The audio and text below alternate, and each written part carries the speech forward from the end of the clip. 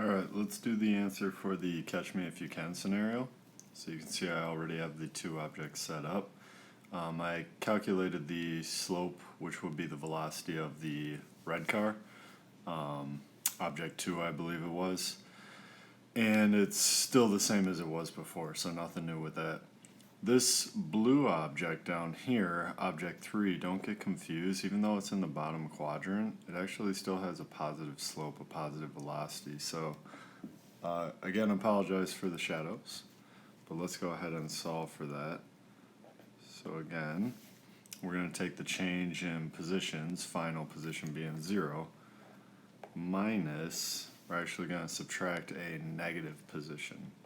So do be mindful of negatives. And then of course the change in time is still actually 5 seconds minus 0.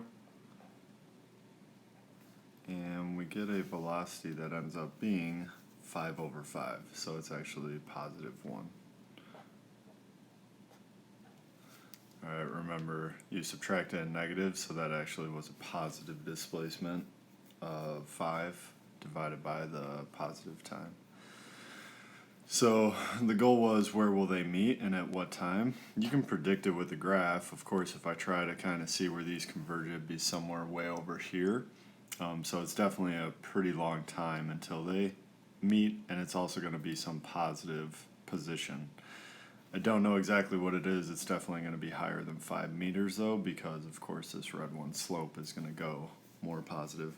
Let's set up the y-intercept formula for each one though, like we did with the last one, the playing chicken one, and that should help us out. So the final position we don't know, but we did just calculate the velocity. The time which they meet we don't know either, but the initial position of the red car was 2 meters. Same thing for the blue car. Don't know the position they'll meet at. I know the velocity now though from the slope formula. Don't know the time at which they'll meet. And again, keep in mind this actually started at a negative position. You don't have to put in parentheses. Sometimes I like to do that though, to make sure you guys can see that clearly. Alright, so just like we did before, it's basically a system of equation. You can set them equal to one another.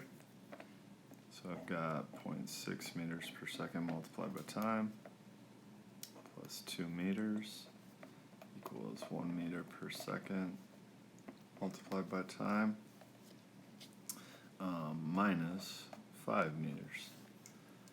And let's, just because I like positives, let's move the 0.6 meters to the other side, so subtracting that gives me 0.4 meters per second, excuse me, with the units meters per second, times t, and let's move the negative 5 meters to the other side by adding, which would then make this 7 meters.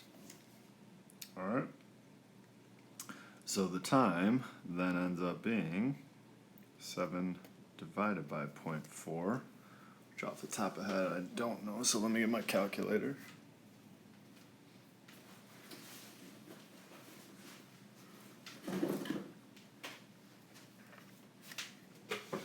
Seven divided by 0.4 is 17.5 seconds. So it takes them a while to actually meet, which based on the graph it looks like these will take a while to converge. If I want to know the location at which they'll meet, again we can plug this time into one of these equations right here. So I've got final position equals 0.6 meters per second. Now I know the time, 17.5 seconds plus 2 meters.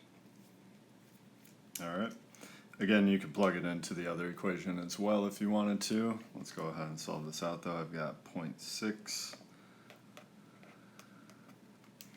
times 17.5, and that gives me 10.5 units would become meters plus 2 meters, and it looks like they meet at a final position of 12.5 meters.